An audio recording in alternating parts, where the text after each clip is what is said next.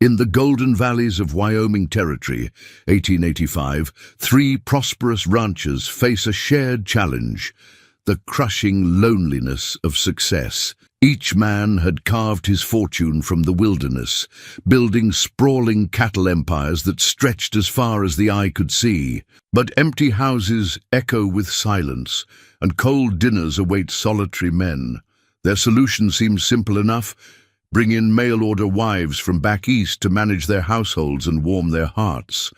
What arrives is everything they dreamed. Of three accomplished ladies, each carrying letters of recommendation and promises of devotion. But beneath their proper manners and gentle smiles, these women harbor dark secrets that threaten to destroy everything these hard-working cowboys have built. What sinister plot could drive three seemingly proper ladies to betray the very men who offered them a chance at a new life? Before we jump back in, tell us where you're tuning in from. And if this story touches you, make sure you're subscribed, because tomorrow I've saved something extra special for you. The weathered property deed hung in Jackson Wade's study, its ornate calligraphy declaring the founding of the Triple Crown Ranch Alliance. Beneath the glass frame, three signatures testified to a brotherhood forged not by blood, but by shared dreams and calloused hands. The deed bore witness to how three men had transformed 10,000 acres of Wyoming wilderness into the territory's most prosperous cattle operation. Jackson Wade, at 42, carried himself with the quiet authority of a natural leader.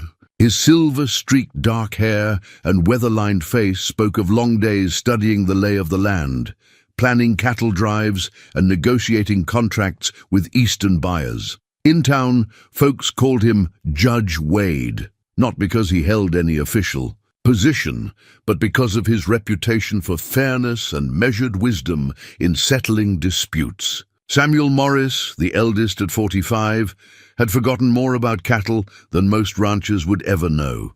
His specialty was breeding stock, with an almost mystical ability to select bulls that would strengthen the herd. A widower of 15 years, he'd raised the Triple Crown's reputation by developing a distinctive breed that thrived in Wyoming's harsh climate. The empty chair at his dinner table reminded him nightly of Sarah, his wife of barely 2 years, taken by fever before they could start a family. Thomas Blackwood, 39 and the youngest of the three, had earned his reputation as the finest horseman in 3 territories. His gift for gentling wild horses matched his skill at training ranch hands, though lately the young cowboys he mentored seemed to remind him more of his own passing youth. His ranch house, the newest of the 3, remained eerily pristine, lacking the warm touches that only a woman's presence could provide. The 3 properties formed a rough triangle, with shared grazing lands at the center, their cattle bearing. The distinctive Triple Crown brand roamed freely across the combined acreage, tended by crews that answered to all 3 men. It was an arrangement that had served them well for 12 years, built on trust as solid as the granite outcroppings that marked their western boundary. Yet success, for all its rewards, couldn't warm a man's bones on a cold Wyoming night. Jackson's library of leather-bound books offered companionship of a sort, but couldn't pour coffee at sunrise or share thoughts about the day's concerns. Samuel's prize bulls might bring top dollar at auction, but they couldn't ease the ache of returning to empty rooms each evening. And Thomas's string of magnificent horses, for all their spirit, couldn't replace the gentle laughter he yearned to hear echoing through his hallways. They discussed it first during the autumn cattle drive, huddled around a campfire while their men slept nearby. The topic arose casually, a mention of how Old Man Henderson's mail-order bride had transformed not just his house, but the man himself. The idea took root slowly, like winter wheat waiting for spring thaw. A man needs something more than cattle and coins to make a life whole, Samuel had mused, stirring the coffee grounds in his tin cup. Sarah taught me that. Brief as our time was. Jackson nodded, his eyes reflecting the firelight. The territory's changing. Railroads bringing civilization closer every year. Might be time we changed too. Thomas, usually the most reserved about personal matters, surprised them both. Reckon I've broken every wild horse worth breaking, he said softly. But a empty house, that's a different kind of challenge. The decision once made felt right, like the first rain after a long drought. They would seek wives from back east, women of refinement and education who could help transform their profitable ranch alliance into something greater, a legacy worth passing on. None of them could have known then that their shared dream would become a weapon aimed at their very survival. The property deed caught the late afternoon sun, casting shadows across the signatures that had sealed their partnership. Soon, those same signatures would appear on another document, one that would bring 3 women west, each carrying letters of recommendation that read like promises of salvation. But promises, like the Wyoming spring, could be deceptive, fair on the surface, while concealing treacherous depths beneath. The letter from Hawthorne's matrimonial agency arrived on creamy stationery, bearing a Boston return address and the kind of elegant penmanship that spoke of Eastern refinement. Reverend Mills studied it carefully in his sun-washed study while the 3 ranchers waited, each trying not to show his anxiety. "Mrs. Hawthorne comes highly recommended," the Reverend said finally, adjusting his wire-rimmed spectacles. "Several respectable families in Cheyenne have successfully arranged marriages through her agency." He cleared his throat, careful with his next words. "Though I must caution you, bringing Eastern ladies to Wyoming territory requires particular consideration." Jackson leaned forward in his chair, its leather creaking beneath his weight. "We've discussed the challenges, Reverend. Our houses are solid, our finances secure. We can offer comfort and stability." "It's not the material considerations that concern me," Reverend Mills replied. "It's the adjustment. These women will be leaving everything familiar behind. That kind of change can strain even the strongest character." Samuel's weather-worn fingers traced the edge of his hat brim. "Sarah, my first wife, she came from back east, made the adjustment just fine until—" His voice trailed off, the old grief still raw. "And that's precisely why we're seeking your counsel," Thomas added quietly. "We aim to do this properly, with guidance and forethought." The Reverend nodded, reaching for his pen and ministerial letterhead. "Then let me help you craft your advertisements. The right words matter in these situations. They must be honest but hopeful, clear about expectations while leaving room for genuine connection." Together, they composed 3 separate notices, each tailored to reflect its author's character and circumstances. Jackson's emphasized his library and the cultural opportunities he hoped to develop in the growing territory. Samuel wrote of his love for the land and his dream of building a lasting legacy. Thomas, after much consideration, spoke of his work with horses and his belief in gentle patience. Mrs. Hawthorne's response arrived 2 weeks later, written in that same refined hand. She understood perfectly what they sought, she assured them. Her agency specialized in matching accomplished Eastern ladies with Western gentlemen of substance. She had several candidates in mind, educated women of proper background and gentle breeding, each seeking a fresh start in the expanding territories. "References will be provided, of course," her letter promised, "and I personally interview each candidate to ensure suitability of character and temperament." The photographs arrived next. 3 women whose posed studio portraits spoke of quiet dignity and careful preparation. Elizabeth Porter, a widow of 32, whose letter to Jackson displayed a knowledge of literature that matched his own. Sarah Mitchell, 28 and never married, wrote to Thomas of her love for horses and her desire for open spaces. Mary Hamilton, 35, corresponded with Samuel about her experience managing her father's household and her dreams of helping build something meaningful in the West. Their letters were everything the men could have hoped for, articulate, thoughtful, and filled with small details that hinted at deeper character. Yet later, much later, they would remember Reverend Mills's slight frown as he reviewed the women's references. "These are all in order," he said slowly, "though I notice they're all from Boston. curious, for ladies supposedly from different parts of the East. Boston's a center of culture and education, Jackson replied. Makes sense they'd all have connections there. The Reverend nodded, but his eyes remained troubled.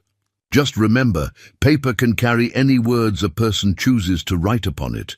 True character reveals itself through actions, not letters. But the excitement of possibility had already taken hold. The men began preparing their homes with renewed energy. Jackson added to his library, ordering books he thought Elizabeth might enjoy. Thomas built a new stable, imagining teaching Sarah to ride Wyoming horses. Samuel planted a garden, remembering how his first wife had loved fresh flowers. Spring was coming to Wyoming territory, bringing with it the promise of new beginnings. As the three men finalized arrangements for their bride's travel, none of them noticed how the letters from Boston, laid side by side, shared certain peculiarities. A phrase and pen stroke, subtle signs that would later seem as obvious as tracks in fresh snow. In his study, Reverend Mills filed away his copies of the marriage arrangements, adding a private note of his own. May God grant these good men the wisdom to see clearly and the strength to face whatever comes. It was a prayer he would remember.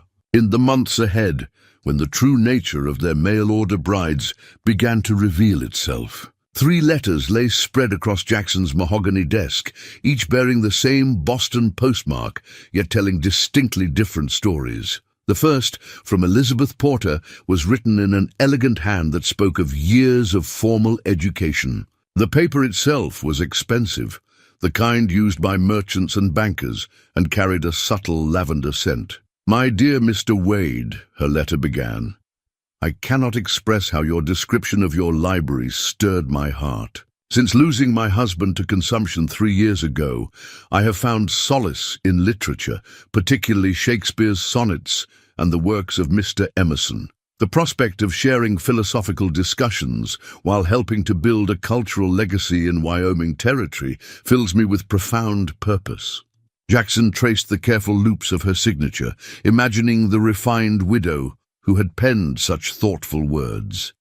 Yet he missed the slight inconsistency, how the ink's shade varied between the body of the letter and the signature, as if written at different times.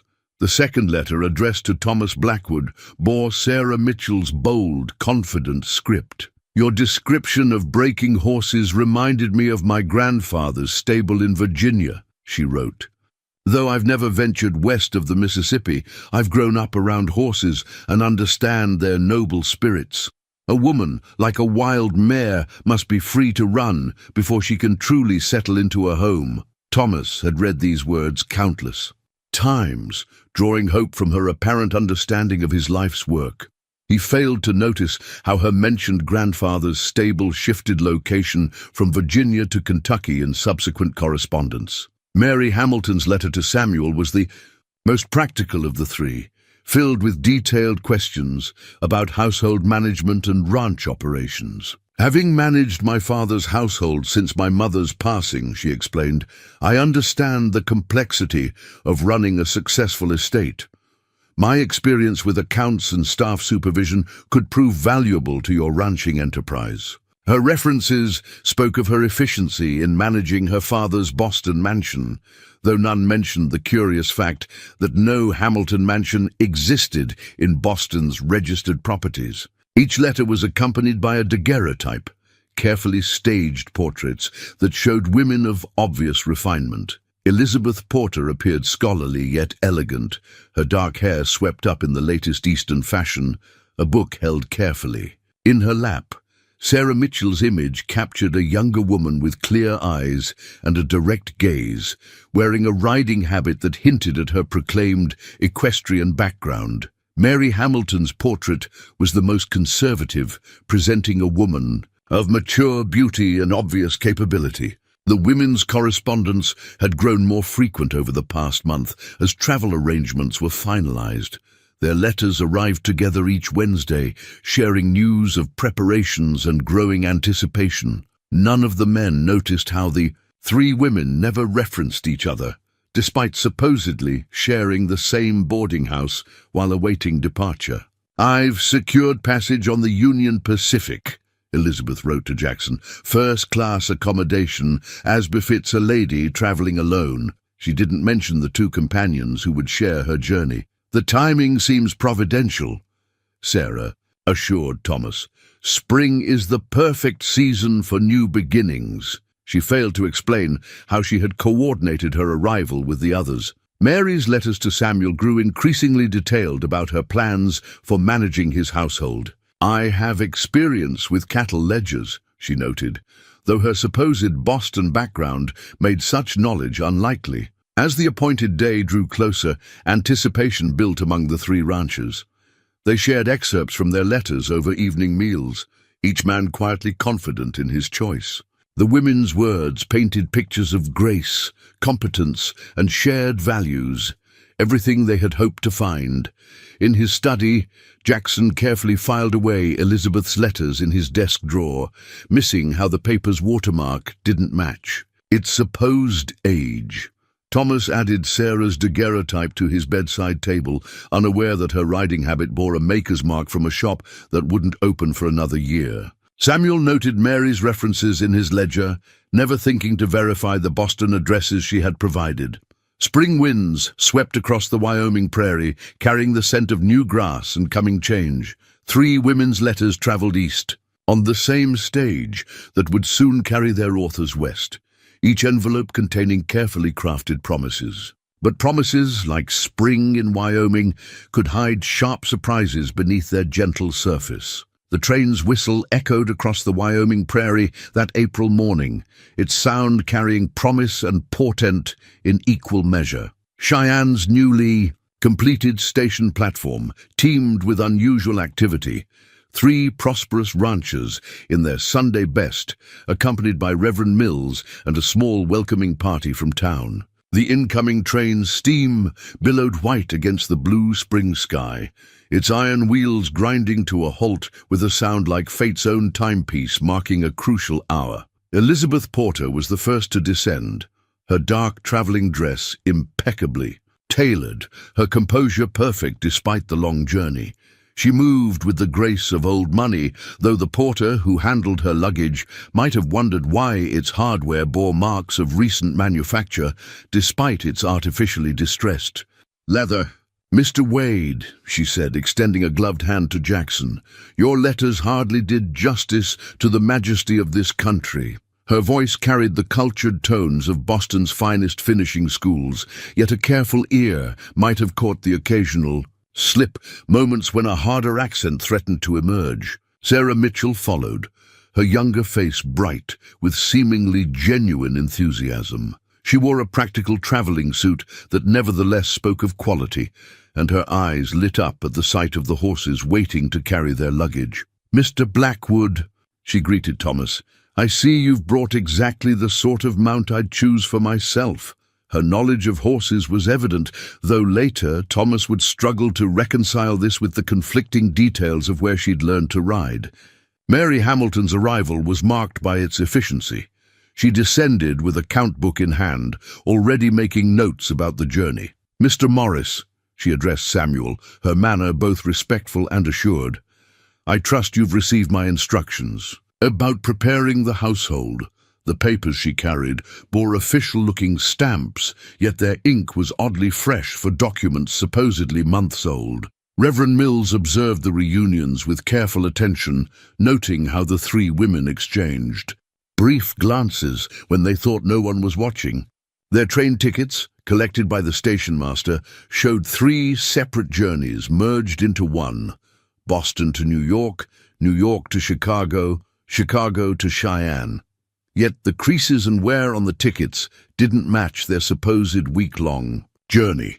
The ceremonies were conducted that same afternoon in the town's small church. The Reverend had suggested a longer engagement period, but the women spoke convincingly of propriety and the need to establish themselves in their new homes quickly. Three simple services, performed one after another, with the other couples standing, witness for each union, Elizabeth's vows were delivered with perfect poise, her responses clear and measured. If Jackson noticed how she stumbled slightly over her stated birthplace, the emotion of the moment covered the discrepancy. Sarah's ceremony was marked by what appeared to be genuine tears, though Thomas didn't see how quickly they dried when she thought his attention had shifted.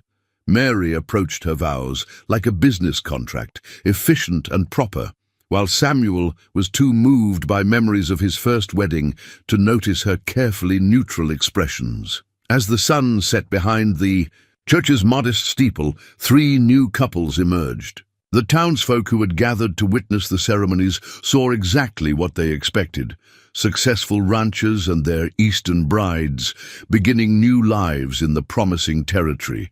They missed the swift, knowing looks that passed between the women as they prepared to depart for their separate homes. "Remember," Elizabeth whispered to her companions while the men arranged the carriages, "patience in all things." Her words carried layers of meaning that would only become clear in the months ahead. The 3 couples departed in different directions: Jackson and Elizabeth toward the northern property, Thomas and Sarah to the east, Samuel and Mary to the western ranch. The setting sun painted the scene in shades of gold and shadow, a fitting backdrop for a day filled with both promise and hidden purpose. In his church office, Reverend Mills sat down to record the marriages in the parish register. He paused, pen hovering over the paper, struck by an odd detail he couldn't quite place: the women's signatures in the marriage records, though written minutes apart, shared subtle characteristics that suggested a common hand had practiced them repeatedly. But by the time this detail would become significant, the ink would be long dried and the deception well underway. Elizabeth Porter Wade's journal lay hidden beneath a false bottom in her writing desk, its pages filled with an entirely different hand than her carefully cultivated social correspondence. Gone were the refined loops and graceful flourishes, replaced by sharp, decisive strokes that revealed both urgency and calculation. "First week progressing as planned," she wrote by lamplight, while Jackson slept in their newly shared bedroom down the hall. "The Wade Ranch operations are more extensive than our intelligence suggested. Their cattle operation alone is worth twice our initial estimate. Sarah reports similar findings at Blackwood's estate, though she nearly slipped today when discussing Virginia hunt clubs that never existed. By day, Elizabeth played the role of refined Eastern wife with perfect precision. She arranged Jackson's library with apparent care, discussing Emerson and Thoreau over morning coffee. Her suggestions for household improvements were subtle and well received. If the ranch hands noticed that she spent unusual amounts of time studying the property maps in Jackson's study, they attributed it to natural curiosity. At the Morris Ranch, Mary's efficiency masked her thoroughness in examining Samuel's business records. "The ledgers are exactly where we need them to be," she wrote in coded messages left in hollow tree trunks along the property line. "But there's a complication. Morris keeps duplicate books in a private safe. I'll need more time to access them." She maintained her cover through meticulous attention to the household, introducing new filing systems for ranch records that Samuel welcomed as improvements. Yet her organization served a dual purpose, making it easier to track the ranch's operations and vulnerabilities. Each evening, she compiled detailed notes about cattle movements and guard schedules, hiding them within her seemingly innocent household accounts. Sarah's approach at the Blackwood Ranch was more direct, leveraging Thomas's growing affection to gain access to his prized horses. "The stallions alone would fetch enough to fund the next phase," she reported during clandestine midnight meetings with her conspirators. "But we must move carefully.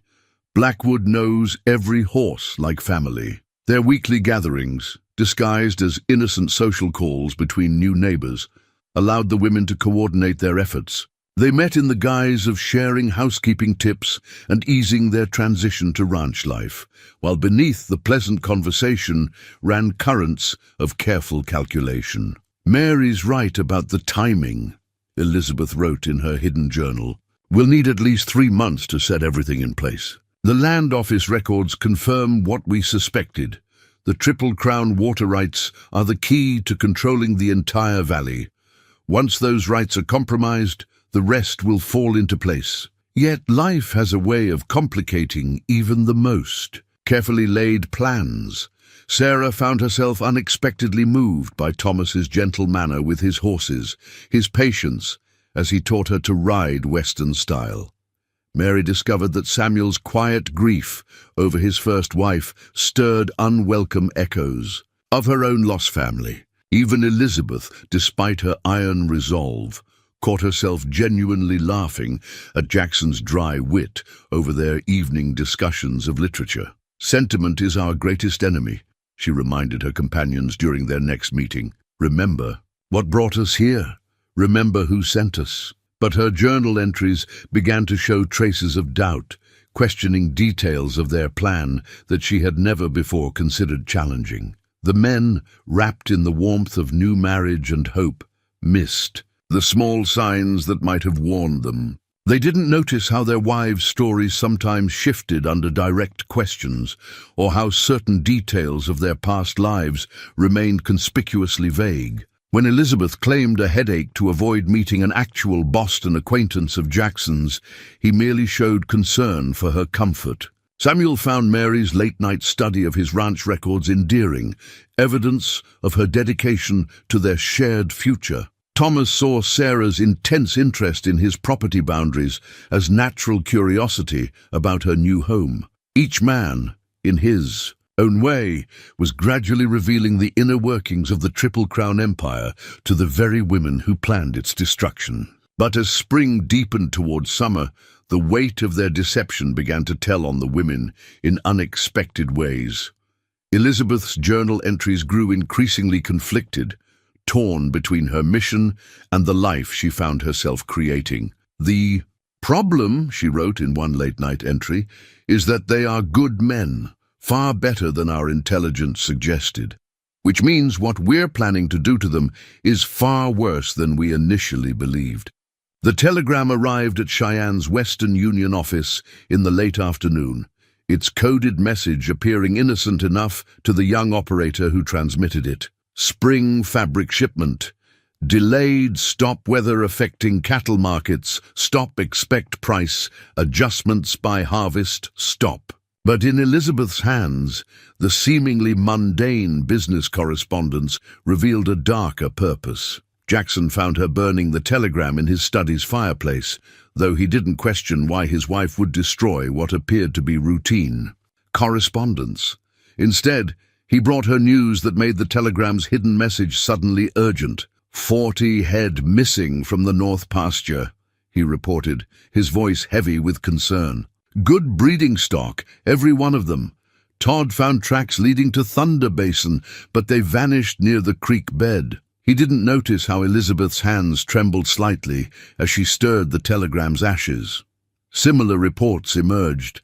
From all 3 ranches, Thomas's prize stallion, a magnificent bay he'd been training for the territorial fair, disappeared without a trace. Samuel's southern fence line showed signs of tampering, with cattle tracks leading through gaps that hadn't existed the day before. Mary maintained her efficient manner as she documented the losses in Samuel's ledgers, but her evening notes to her conspirators carried a tone of warning. "Movement too obvious," she wrote in careful cipher. "Suspicions rising. Local hands discussing night patrols. Strange men began appearing at the edges of Triple Crown territory, rough-looking cowboys who claimed to be looking for work, yet never stayed in one place long enough to be hired. They watched the ranches from distant ridgelines, their presence raising hackles among the experienced hands. Sarah's rides with Thomas increasingly took them to disputed boundaries, where she asked careful questions about water rights and grazing agreements. "It seems so complex," she observed with calculated innocence. "How do you prove who owns what out here?" Her questions seemed natural enough, but they probed specific weaknesses in the Triple Crown's legal positions.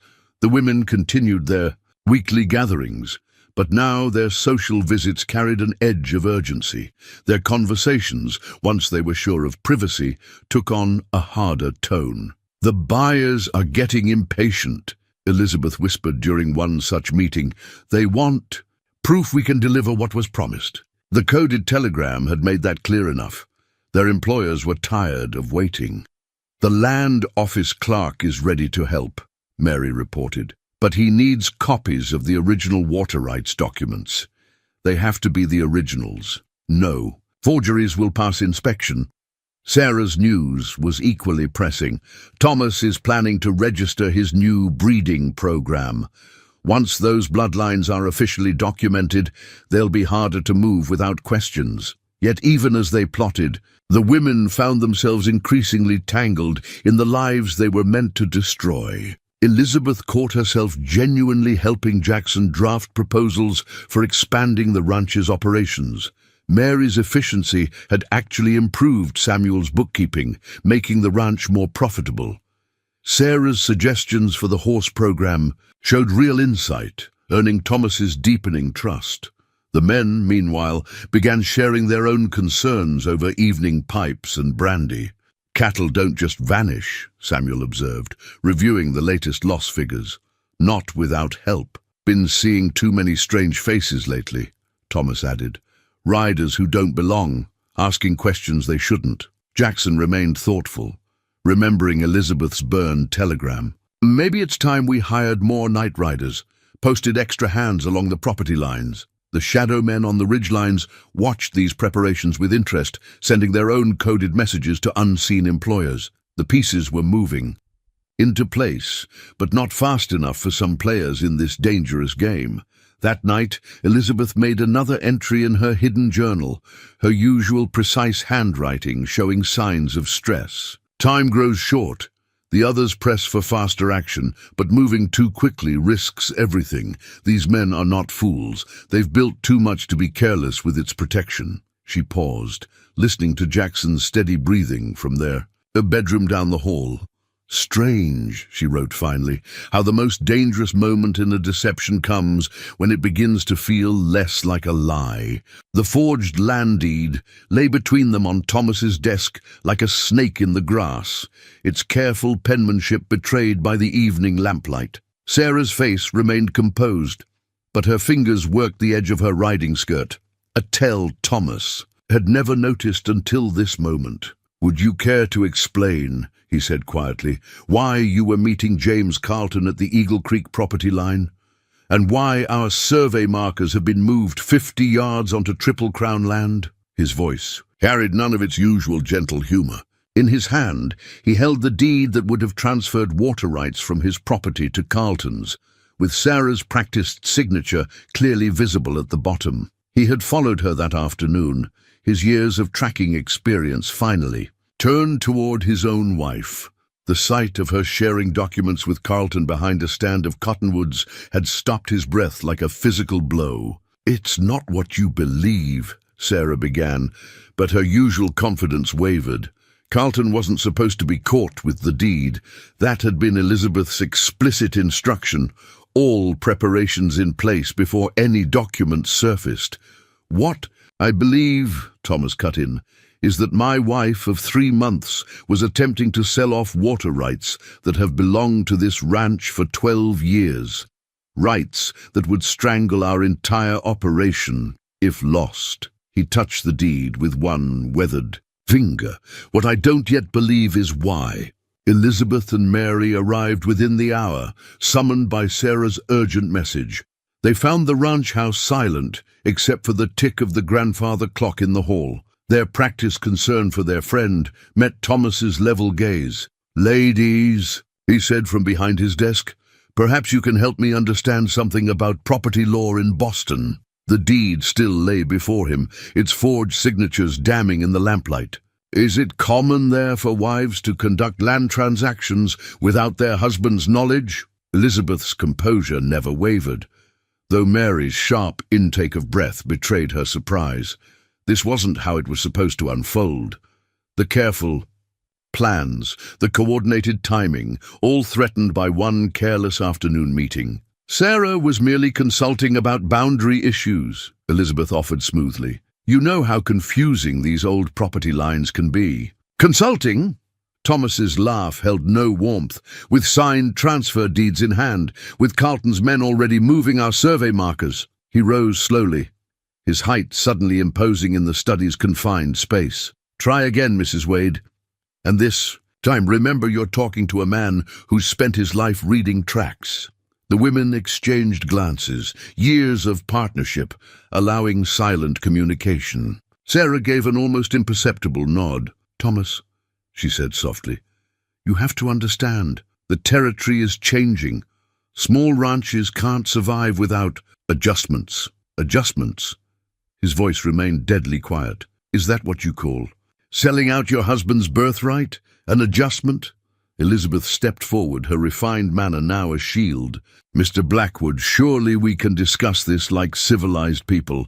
Perhaps over dinner, Samuel and Jackson should be included in any serious property discussions. But Thomas had spent too many years reading horse behavior not to recognize mounting tension. The women's careful positioning, their too casual suggestions, every instinct honed by breaking wild stallions, was screaming danger. I've already sent for them, he said, along with Reverend Mills and the sheriff. He noted how Mary's hand twitched toward her reticule, an unusual gesture for a social call, though I suspect this may go beyond local law enforcement.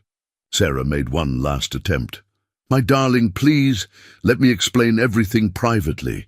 There's so much you don't understand about my position. Your position? Thomas touched the forged deed again. I understand your position perfectly now. What I don't understand is how deep this betrayal goes. He looked at Elizabeth and Mary, or how many people are involved in it. The grandfather clock struck the hour, its chimes echoing through the tense room. Somewhere in the growing darkness, horses approached, Jackson and Samuel arriving, unaware they were riding into a confrontation that would shake the Triple Crown to its foundations. Elizabeth's hand found the telegram hidden in her sleeve. If she could just get word to their employers, there might still be a way to salvage the operation. But looking at Thomas's face, she realized with growing dread that the careful mask they'd constructed was already cracking beyond repair. Deemed, yellowed newspaper clipping from the Chicago Tribune, dated 3 years prior, lay stark against Jackson's polished desk. Its headline told a story none of them had suspected. Notorious sisters escape justice in Kansas land fraud. Below it, 3 sketch portraits bore unmistakable resemblances to their wives, though under different names.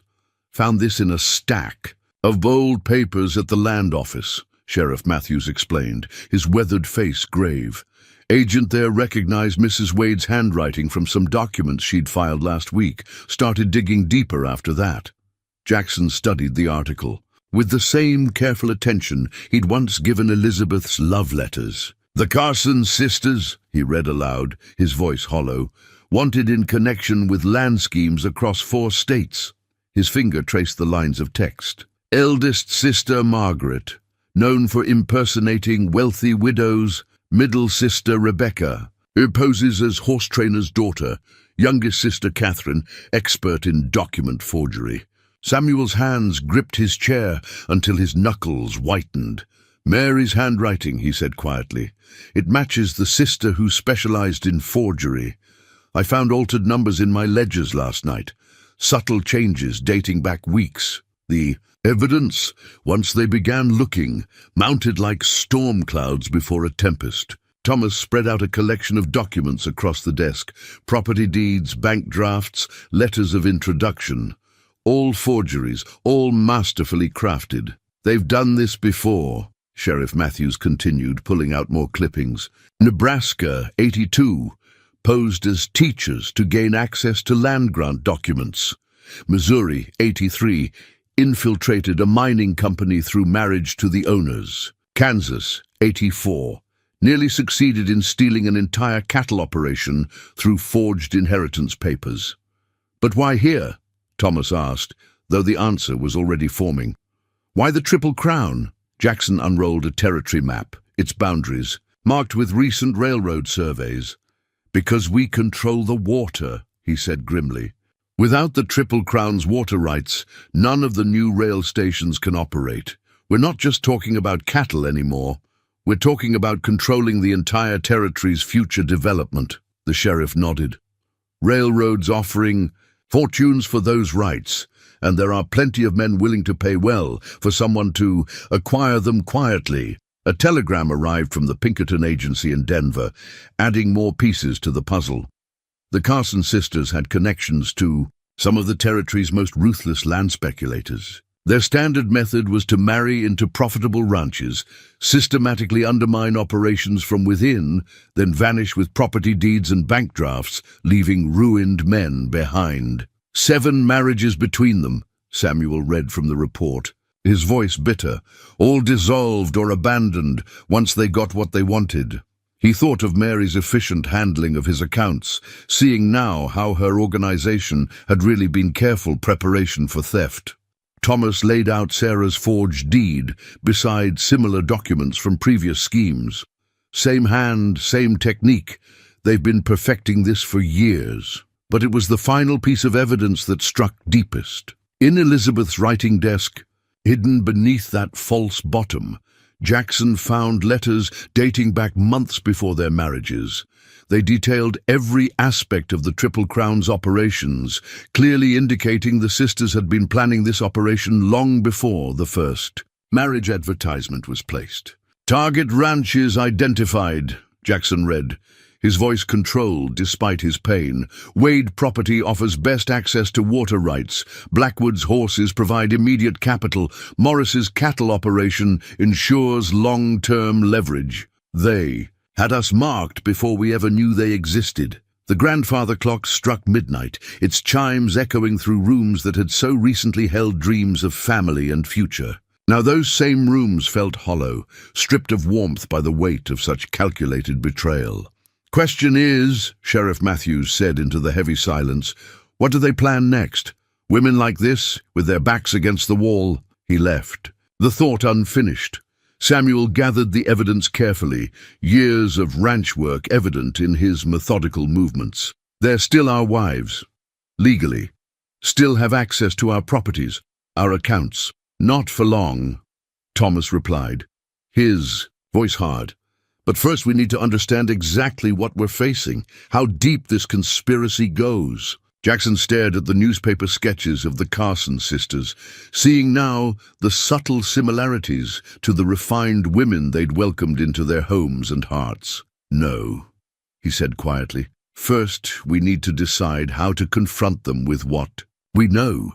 Because tomorrow morning they'll expect to sit across from us at breakfast still playing their roles, and we need to find out exactly who else is involved in their scheme." In the flickering lantern light of Samuel's root cellar, Jackson sketched their defensive strategy across a weathered piece of parchment. The underground room, used for storing winter vegetables, had become their war room, the only place they could be certain of absolute privacy. 3 key points, Jackson explained, his charcoal stick marking critical locations. The water rights depend on our control of Eagle Creek headwaters, Thunder Basin Reservoir, and the Lower Fork Junction. Lose any one of these, we lose everything. His precise marking showed how the Triple Crown's entire water system was interconnected, a masterpiece of frontier engineering. "Mary's been studying these points for weeks," Samuel added, pointing to notations in his ledger, disguised as routine maintenance records. "But now I see, she's been mapping our vulnerabilities." Thomas traced the creek lines with a calloused finger. "Sarah's rides always seem to circle these areas, testing our security, learning patrol patterns." The betrayal in his voice had hardened to steel, "and Carlton's men have been spotted near each location." The map grew more detailed as they worked, marking patrol routes, guard positions, and potential ambush points. These were men who had spent their lives reading the land, and now they turned that knowledge to its defense. "We can't trust any documents now," Jackson continued, adding another layer of notations. "They'll have forged copies of everything. We need physical control of these points." He marked 3 X's on the map. And we need men we can trust absolutely. Samuel nodded.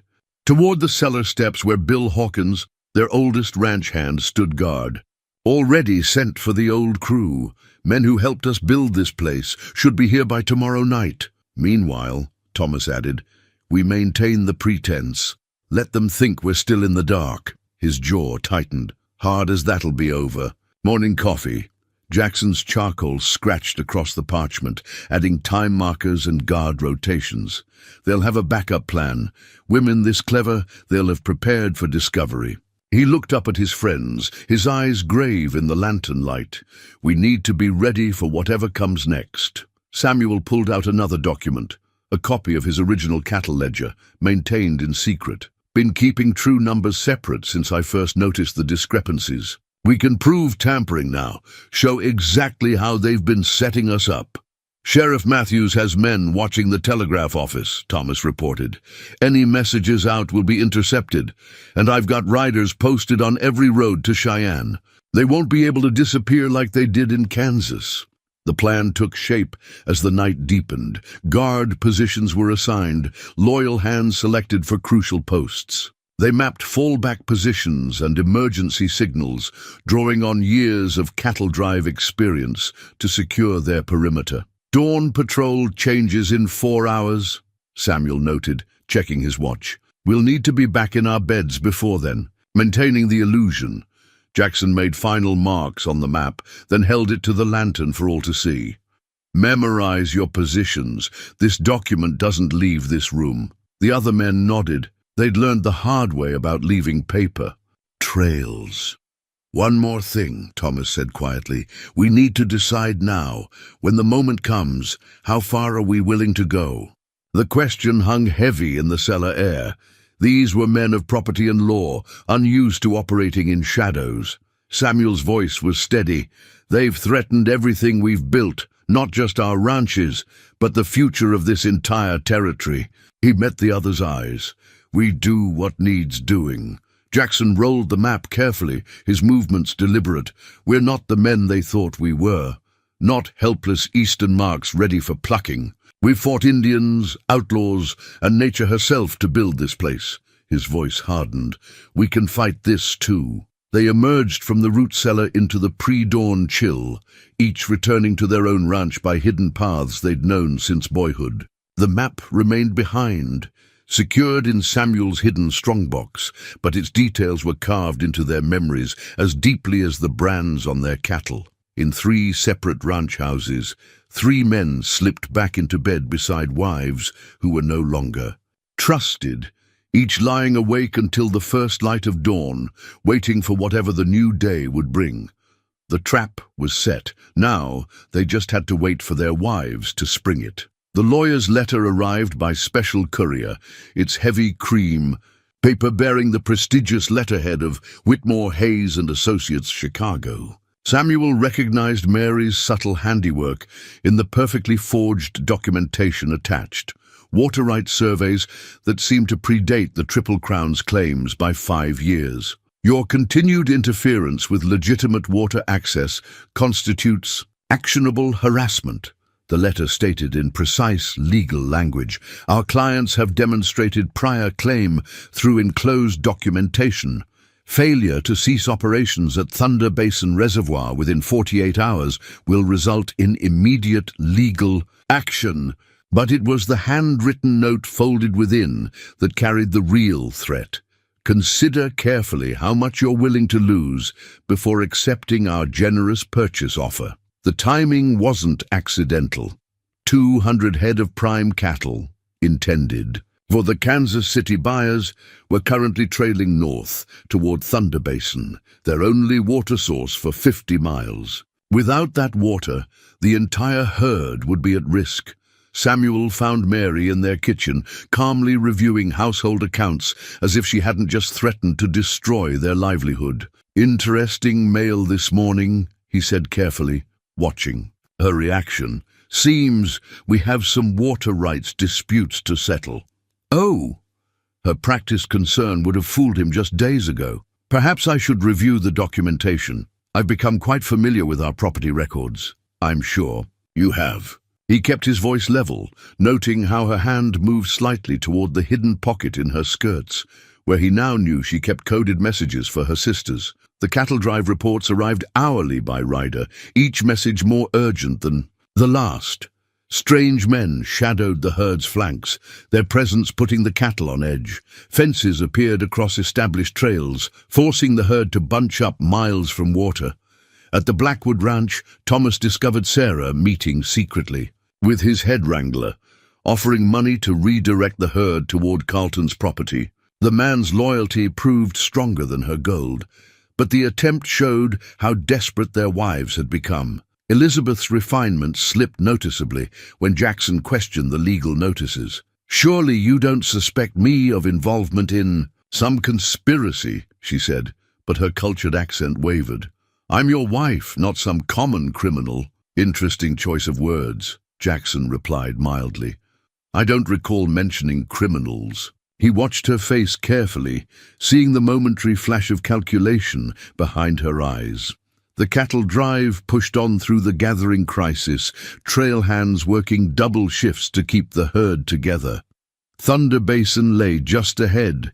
Its water's vital not just for this drive, but for the Triple Crown's entire summer operation. Riders reported armed men gathering at the reservoir, their intentions clear even from a distance. The Carson sisters' employers were done with subtle legal maneuvers. They were ready to take what they wanted by force. "You should consider selling now," Mary told Samuel over dinner, her tone casual but her eyes sharp, "before things become uncomfortable. I hear Carlton's offering fair prices given the circumstances." Samuel cut his steak deliberately, buying time to control his anger. "Interesting that you know Carlton's offering prices. Don't recall him making us any formal proposals." In town, telegraph operator Jim Burke passed a coded message to Sheriff Matthews, Elizabeth attempting to contact their Chicago employers. The reply came swiftly. "Proceed as planned. Stop, no more delays. Stop, use whatever means necessary. Stop." Thomas found Sarah in his stables that evening, her practiced composure finally showing cracks. "It wasn't supposed to happen like this," she said, not turning to face him. "Nobody was meant to get hurt." "Bit late for that concern," he replied. 200 head of cattle about to die of thirst might disagree. The night brought no relief from the mounting tension. Each ranch house had become a battleground of unspoken threats and subtle positioning. The women maintained their roles with increasing desperation, while their husbands waited for the next move in this deadly game. Near midnight, a fire signal blazed from Thunder Basin, the cattle drive's emergency warning. Samuel read the message with grim understanding. Carlton's men weren't just blocking access to water anymore. They were forcing the herd into box canyons, trapping them in the scorching summer heat. "Time's running out," Mary observed, watching the signal fire from their bedroom window. "Smart men know when to cut their losses." Samuel's response was quiet, but firm. "Smart men also know when they're being played for fools, and when to stop playing along." Mary's letter lay untouched on Samuel's desk, her normally perfect penmanship showing signs of haste and distress. The opening lines told him everything had changed. "My dearest Samuel, by the time you read this, I'll either be dead or gone. There are things you must know about my sisters, about Carlton, and most importantly about the man really behind all this." He found their bedroom empty, signs of hasty packing evident in the open drawers. But unlike previous disappearances, she'd left behind her forger's kit and account books. More telling was the small photograph hidden beneath them. A worn image of a young Mary with two small children, their faces bearing the unmistakable resemblance of family. "We weren't always thieves," the letter continued. "Before Chicago, before Carlton found us, we were just desperate women trying to survive. Elizabeth was Margaret then, a real widow with a sick child. Rebecca, Sarah now, had lost her husband in a mining accident. My own children." The ink blotted here, tears evident on the paper. "Carlton promised us revenge against the banks and railroad men who'd ruined our families, but that was just another lie." Samuel had barely finished reading when Thomas burst in, his face dark with urgency. Sarah's gone, left a note claiming Mary betrayed them. Elizabeth's already sent riders after her. The letter's next passages confirmed their worst fears. Carlton isn't in charge, he's just another front man.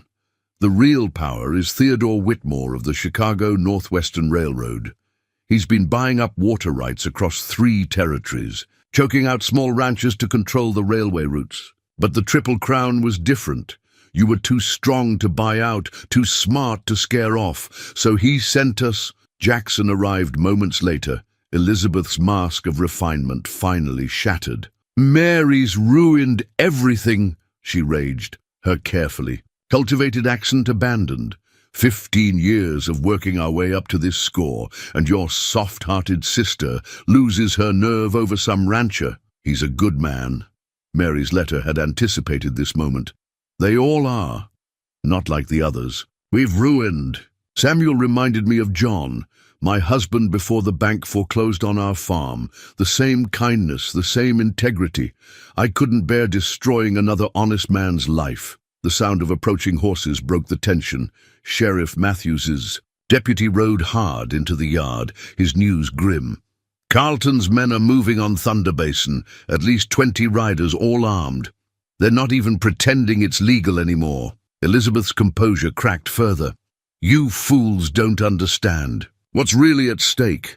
Whitmore doesn't just want your water, he wants to own every drop from here to the Pacific. The Triple Crown is the key to controlling the entire territory." Samuel held up Mary's letter. "We understand perfectly now. Your sisters explained it all, including Whitmore's plans for after he owns the water rights. How many small ranchers will survive when he controls both the railroad and the water?" "Mary's always been weak," Elizabeth spat, "too sentimental by half. It's why we had to stage the deaths of her children, to give her the anger she needed." The words died in her throat as she realized what she'd revealed. Samuel's face went pale with fury. "Her children aren't dead? Another one of your lies?" "They're alive," Mary's letter confirmed, "in a Chicago boarding school, hostages to ensure my cooperation. But I've sent proof of Whitmore's crimes to the territorial governor. My children will be safer with him exposed than playing along with this scheme." Thomas studied the gathered faces. "So now we know. The real fight isn't with Carlton or even you ladies. It's with Whitmore and his railroad empire." "You can't beat him," Elizabeth said, but uncertainty had crept into her voice. "He owns judges from here to Chicago, controls more money than you can imagine." "Maybe," Jackson replied, "but he's never faced men fighting for their land and their honor. And now, thanks to Mary, we know exactly who we're fighting." Samuel carefully folded Mary's letter. "The question is, what happens next? Carlton's men are still coming. Whitmore's still pulling strings, and somewhere out there, Mary's running for her life." "No," Thomas corrected grimly. "The real question is, how many of Whitmore's secrets did Mary take with her? And what will Elizabeth and Sarah do now that their sisters switched sides?" The answer came with the sound of more approaching horses, and the distinctive click of Elizabeth drawing a hidden derringer from her sleeve. Sheriff Matthews' warning notice was nailed to every post on Main Street. "By order of territorial law, all armed persons entering town must register at the sheriff's office. Violators will be considered hostile." But the 30 riders who thundered into Cheyenne that morning paid it no mind, their Winchester rifles gleaming dully in the summer sun. Elizabeth's derringer had sparked a desperate struggle in Samuel's study, ended only when Thomas managed to disarm her. Now she sat bound in a chair, her refined demeanor stripped away to reveal the hardened survivor beneath. "You have no idea what's coming," she warned. "Whitmore doesn't send men to register weapons. He sends them to use them." The sheriff's deputy counted the new arrivals from the shelter of the telegraph office. "Carlton's bunch," he reported. "But different now. These aren't ranch hands. They're professional gunmen, recognized at least 3 faces from wanted posters." Jackson studied the town through his office window, noting how the strangers positioned themselves strategically around the main square. "They're securing approach routes," he said grimly. "Military precision. Whitmore's not hiring common thugs anymore." A cloud of dust on the horizon announced more riders approaching from the east. Samuel recognized Sarah among them, her riding habit abandoned for practical clothing that better suited her true nature. She led another group of armed men, these bearing the distinctive look of Chicago muscle. "Whitmore's not taking chances," Elizabeth observed with grim satisfaction. "That's Mitch Harding's crew with Sarah. They handled some of his difficulties in Nebraska. Very permanent solutions." Thomas's jaw tightened. "The woman I thought I married, leading hired killers against her own husband's land." "The woman you married never existed," Elizabeth replied coldly. "Sarah's been Whitmore's most loyal soldier since he saved her from hanging in St. Louis. She'll burn your whole ranch to the ground without blinking." The sheriff's next message arrived by rider, having observed the gathering forces from outside town. 40 more men at Thunder Basin. Carlton's there personally, directing them to dam the creek. Cattle drives completely cut off now. Samuel checked his watch. "Those cattle won't last another day without water. 200 head of prime stock, dying slow while Whitmore shows us what defiance costs." But the Triple Crown wasn't defenseless. Years of ranch work had built a network of loyal hands, men who'd fought Indians and rustlers beside their employers. They gathered now in the hills around town, armed and ready, waiting for signals from the 3 ranchers who'd never failed to stand by them. "Mary's still out there too," Thomas noted, watching the growing crowd through his rifle scope. "She knows Whitmore's operation better than anyone. Question is, which side is she playing now?" The answer came in an unexpected form. The telegraph operator sprinted from his office, clutching a message. "Governor's received Mary's evidence. Federal marshals are mounting up in Denver, but they're 2 days' ride out. We've got to hold till then." Elizabeth laughed bitterly. 2 days? Whitmore's men won't wait 2 hours. Once that sun sets, they'll move. By morning, the Triple Crown will be ashes, and your precious water rights will belong to the railroad. Jackson's voice remained steady. "Unless that's exactly what we want them to think. Mary didn't just take her evidence to the governor. She left us something too." He produced a stack of papers, copies of Whitmore's secret communications, including details of his operation's weaknesses. "Carlton's just the visible force," Samuel added, studying the documents. "The real threats, Sarah's bunch from Chicago. They're the ones trained for night work." A shot rang out in the growing dusk, shattering the window above Elizabeth's head. She didn't flinch. "That'll be Harding, demonstrating his impatience. He's not known for subtlety." Thomas checked his ammunition grimly.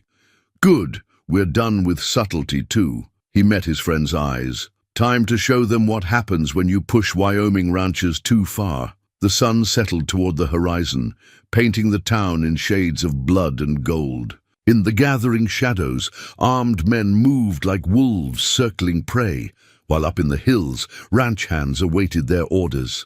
Somewhere in the chaos, Mary Morris held secrets that could destroy an empire, and Sarah Blackwood led killers against the man she'd married. The stage was set for a night of reckoning, with the future of the entire territory hanging in the balance. Thunder Basin's waters would run clear or red before dawn. There was no middle ground left. The deputy's badge caught the last rays of sunset as Sheriff Matthews pinned it to Jackson's vest. "By territorial law, you're now empowered to defend this town." The steel star felt heavy, its weight a reminder that they were no longer just ranchers defending private property.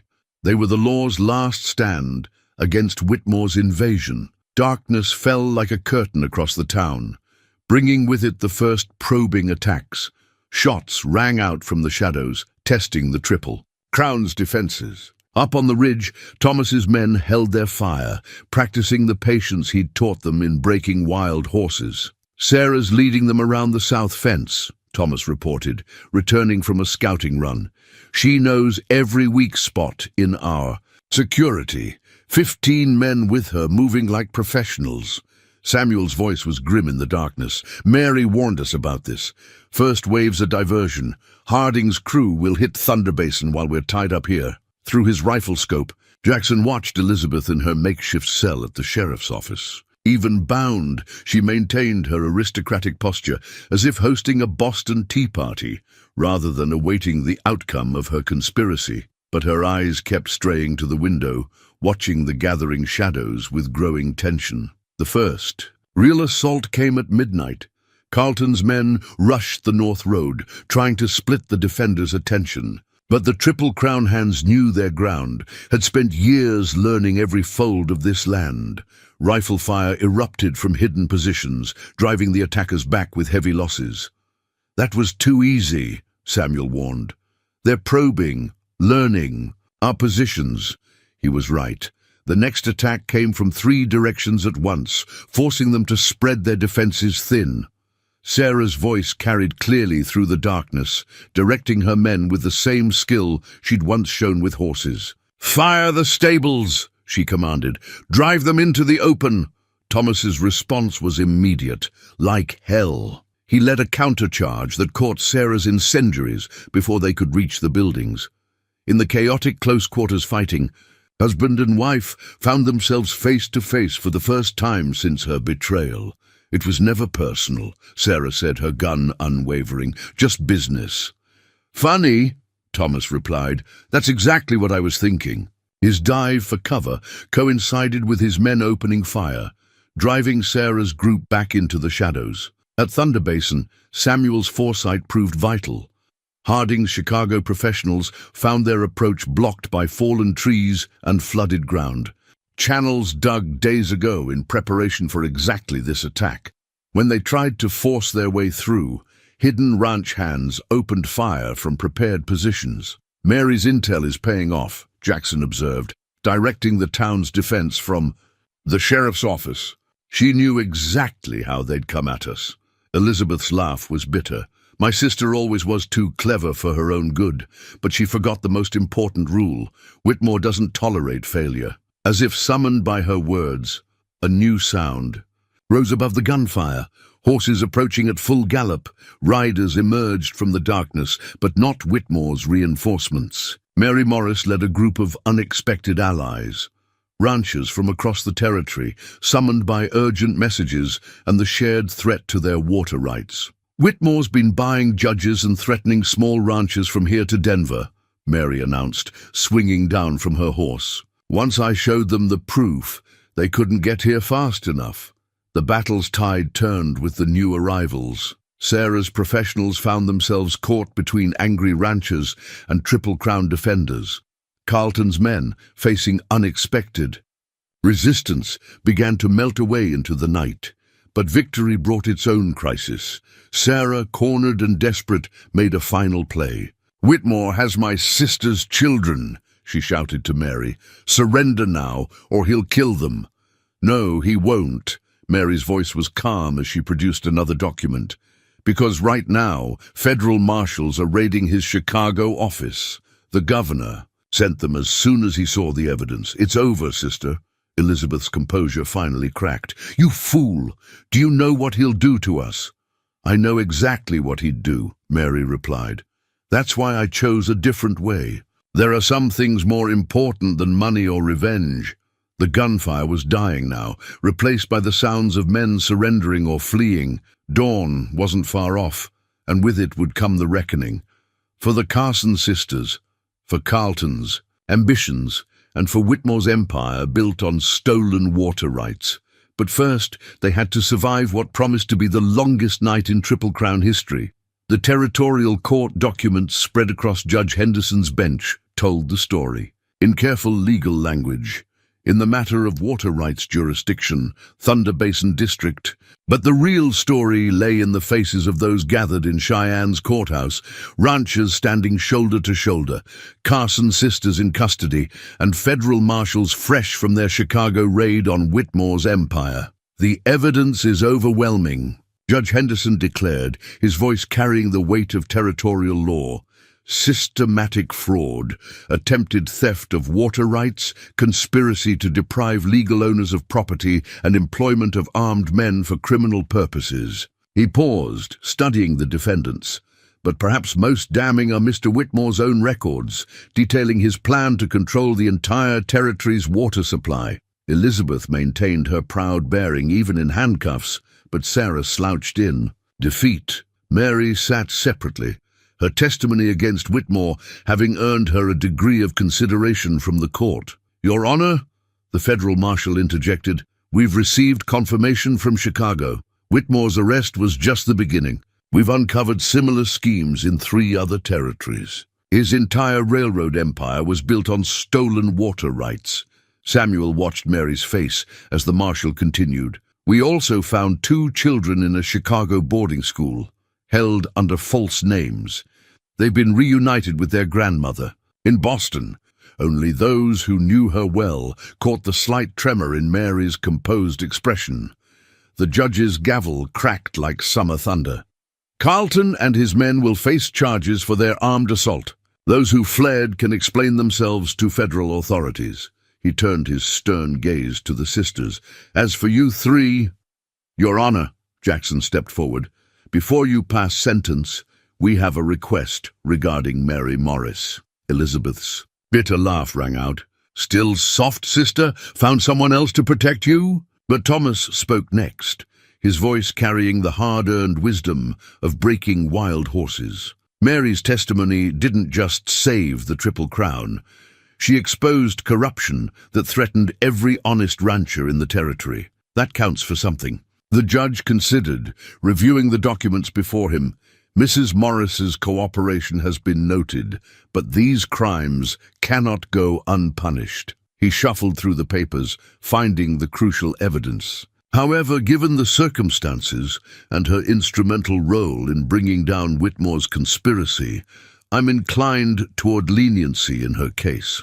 Sarah finally broke her silence. "You think you've won? Whitmore's just one man. The railroad has dozens, like him, all fighting for control of the West. This isn't over."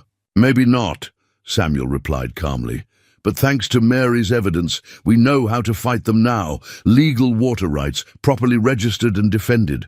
No more secret deals or midnight threats." The judge's sentences came down like hammer blows. Elizabeth and Sarah faced years in territorial prison for their roles in the conspiracy. Carlton and his captured men received similar terms.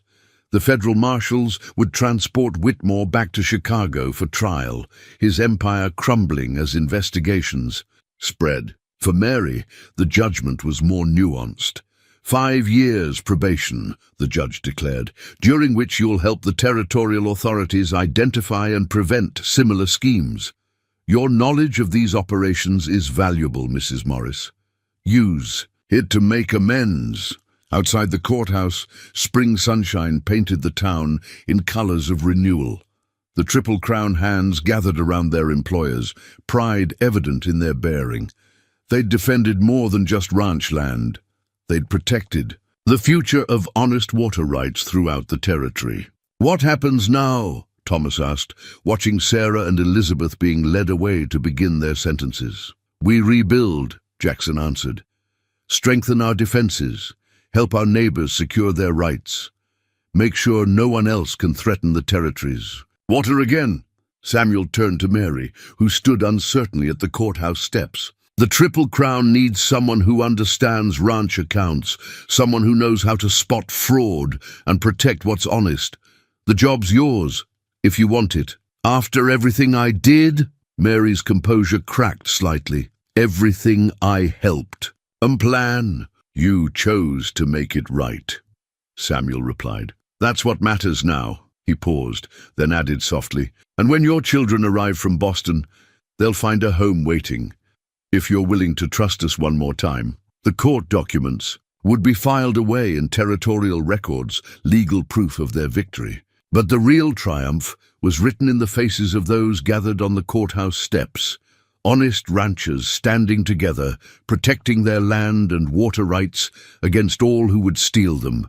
The Triple Crown had survived its greatest test, emerging stronger for the struggle. And in the end, truth and justice had found their way home to Wyoming territory, as sure as water flowing down from Thunder Basin's healing springs. The church registry page remained blank before Reverend Mills, its lines waiting to record what many considered impossible, a true marriage growing from the ashes of deception. Mary stood beside Samuel in the same church where she'd first deceived him, but everything else had changed. "Are you certain about this?" the Reverend asked softly, his pen hovering over the registry. "The territory's memory is long. As long as the truth," Samuel replied, his hand steady on Mary's arm. In the front pew, two children watched with solemn eyes, Timothy, 10, and Sarah, 8, their faces showing their mother's features softened by innocence. They'd arrived from Boston 3 months ago, into a world vastly different from Whitmore's carefully controlled boarding school. "The truth is what matters now," Mary said, her voice carrying none of its old artificial refinement. "My children need to see that redemption is possible if you're willing to work for it." The past months had proven her words. Mary's knowledge of financial fraud had helped the territorial authorities uncover 3 more attempts at water rights theft. Her testimony in Denver had strengthened the case against Whitmore, whose empire was crumbling under federal investigation. Elizabeth and Sarah watched these developments from their prison cells with very different reactions. Elizabeth maintained her proud defiance, refusing all visitors except her lawyer. But Sarah had begun writing letters, first to Thomas, then to the other ranchers she'd wronged, letters full of painful honesty about her role in Whitmore's schemes. "She's trying," Thomas told the others during their weekly Triple Crown meetings. "Maybe that counts for something, even if trust can never be rebuilt." The Triple Crown itself had emerged stronger from its trial by fire. The ranch hands who'd fought to defend it now held an ownership stake, their loyalty rewarded with a share in the operation they'd helped save. Water flowed freely again from Thunder Basin, nourishing not just cattle but a new spirit of cooperation among neighboring ranches. Jackson had taken the lead in establishing a territorial water rights association, using Mary's expertise to create safeguards against future theft attempts. "The railroad's still coming," he'd remind them, "but this time we'll meet it with law and unity, not threats and corruption." Now, watching Mary and Samuel stand before the Reverend, he understood something deeper about redemption. It wasn't just about making amends. It was about building something new from the lessons of the past. Timothy and Sarah Morris were learning those lessons too. The boy had his mother's head for numbers, but was using it to help Samuel track cattle bloodlines. The girl, whom Whitmore had used as a hostage, was slowly discovering the joy of riding horses under Thomas's gentle guidance. "This isn't just a marriage," Samuel had explained to his friends. "It's a chance to show that good can come from even the darkest deceptions, if we're brave enough to face the truth and do the work of rebuilding." The church registry page began to fill with witness signatures. Jackson's name, written with the same careful deliberation he gave to water rights documents. Thomas's bold strokes, steady as his hand on the reins. Even the sheriff added his signature, officially marking the transformation of Mary from conspirator to valued member of the community. "It won't be easy," Mary had told her children the night before. "Some people will never forget what I was part of, but they'll also see what I choose to be now." The territorial prison reports arrived monthly, tracking the fates of those who'd chosen different paths. Elizabeth had already attempted one escape, her old skills turned desperate in confinement. Sarah spent her days in the prison library, reading about horse breeding and writing her lengthy confessions. Carlton's captured men faced their own judgments, while those who'd fled found themselves hunted by federal marshals across the territories. Whitmore's Chicago trial was making headlines, revealing decades of corruption that had shaped the American West. But here in the simple wooden church, witnessed by those who'd lived through deception to find truth, a different story was being written. The registry recorded not just a marriage, but a testament to the possibility of change. "Marriage," Reverend Mills began, his voice carrying to the last pew, "is built on trust freely given and earned daily through actions." He met Mary's eyes. "Some would say that trust, once broken, can never be repaired, but others know that the strongest bonds are often forged in the crucible of forgiveness." Samuel's hand tightened on Mary's as the Reverend spoke. They'd chosen this path with clear eyes, understanding both its difficulty and its promise. In the front pew, two children watched their mother stepping from shadow into light, learning that even the deepest wounds could heal with time and truth. The new Triple Crown partnership agreement bore little resemblance to the original document that had hung in Jackson's study. Its carefully worded provisions reflected hard-learned lessons about trust, protection, and the true meaning of shared ownership. Mary's precise handwriting had added margin notes about water rights and safeguards, while Samuel's annotations detailed profit-sharing with the hands who'd fought to save the ranch. "This is more than a business document," Jackson explained to the gathered ranch hands. "It's our pledge to each other and to the future of this land." The morning sun streamed through his study windows, highlighting the faces of men who'd proved their loyalty with rifles and courage. Bill Hawkins, their oldest hand, studied the profit-sharing clause with weathered fingers. "Never thought I'd see my name on something like this. Means a man's got a real stake in what he's protecting." Thomas had contributed a section on horse breeding programs, incorporating some of Sarah's better ideas while carefully protecting against future vulnerabilities. "We learned which parts were poison," he'd said quietly, "but that doesn't mean everything she knew about horses was wrong." The Triple Crown's reputation had actually grown stronger through the crisis. Other ranchers sought their advice on protecting water rights, and Mary's financial expertise helped create a territory-wide system for verifying property claims. The railroad would still come.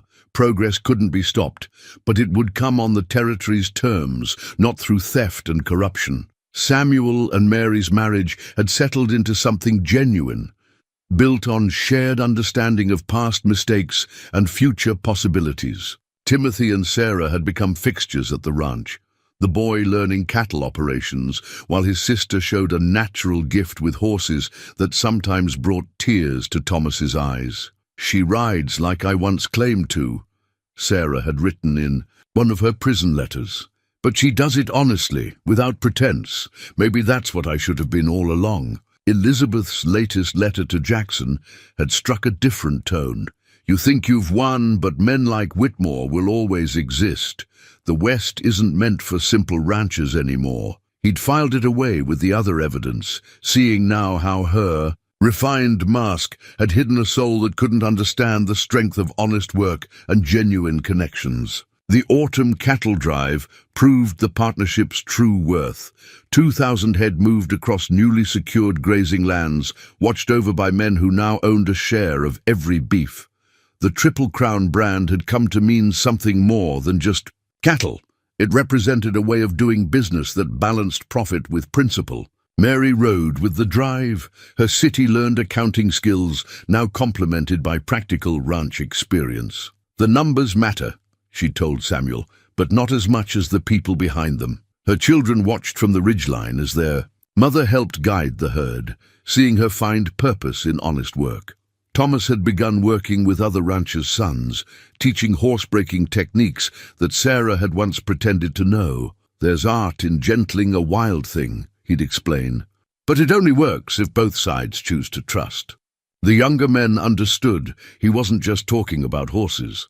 Jackson's Water Rights Association had grown into a powerful force for protecting small ranchers. The courthouse now displayed a map showing certified water claims throughout the territory, each one verified against the techniques Mary had taught them to prevent fraud.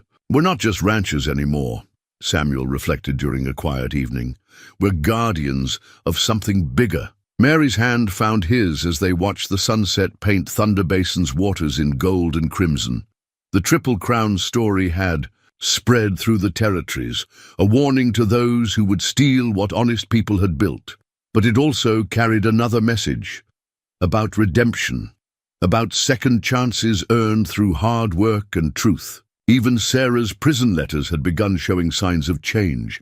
She wrote of watching younger inmates, seeing her past self in their schemes and deceptions. "Perhaps," she'd written to Thomas, "teaching them a better way is my path to making amends." The new partnership agreement's final clause, written in Jackson's steady hand, summed up their hard-won wisdom. The Triple Crown stands not just for 3 ranches joined, but for the 3 pillars of our future: honest work, true partnership, and water flowing free for all who respect its worth. As autumn deepened toward winter, the ranch hands gathered for the ceremony of signing the new agreement. Each signature represented a stake in the land they'd fought to protect, and a commitment to the principles they'd learned to value above mere profit. The Morris family Bible lay open on Samuel's desk, its pages recording more than just births and deaths. Between the verses, careful annotations told the story of redemption, Mary's second marriage date, Timothy and Sarah's adoption into the Triple Crown family, and the baptism of Samuel and Mary's new daughter Hope, born in the spring of their 2nd year together. 1 year had passed since the night of fire and judgment that had nearly destroyed everything. The Triple Crown had not only survived, but thrived, its example reshaping how the territory thought about water rights and trust. The railroad had finally come, but on terms negotiated with respect rather than threatened with violence. Elizabeth served her sentence in dignified isolation, refusing all attempts at reconciliation. But Sarah had earned privileges through her work with young inmates, teaching them that the hardest trail to ride was the one leading back to honor. Thomas sometimes read her letters to the hands as object lessons about choosing the right path. Jackson had married again, this time to the widow of a rancher whose water rights had been saved by their association. Their quiet courtship, built on shared values and honest intentions, stood in stark contrast to the deceptions of the past. Timothy, now 11, had his mother's head for numbers, but his stepfather's love of the land. He'd started his own cattle ledger, tracking the bloodlines of a small herd Samuel had given him to manage. Young Sarah's gift with horses had blossomed under Thomas's guidance, her gentle touch with wild colts healing something in both teacher and student. The family Bible's newest entry recorded another kind of birth, the founding of the territories. First Water Rights Council, with Mary as its chief auditor. Her knowledge of fraud, once used to destroy, now helped protect honest ranchers across the West. The past doesn't have to define us, she'd written in the margin. It's the choices we make today that matter. On quiet evenings, Samuel would sometimes find Mary at his desk, adding notes to the Bible's family record. Not just dates and names, but wisdom earned through hard experience. About trust rebuilt through actions, not words. About the strength found in facing truth. About love that grows stronger for having been tested by fire. The Triple Crown brand had come to mean something special in the territory, a symbol of resilience, redemption, and the power of choosing right over easy. Its water still flowed free, nourishing not just cattle and crops, but the hope that even the deepest wounds could heal with time and truth. In the end, what had begun as a story of deception had become something else entirely, a testament to the enduring strength of honor, the possibility of redemption, and the understanding that true love, like the finest steel, often emerges stronger from the forge of adversity. The family Bible would pass down these lessons to future generations, teaching them that every life, like every river, holds the potential for both destruction and renewal. The choice, as always, lies in how we direct its flow.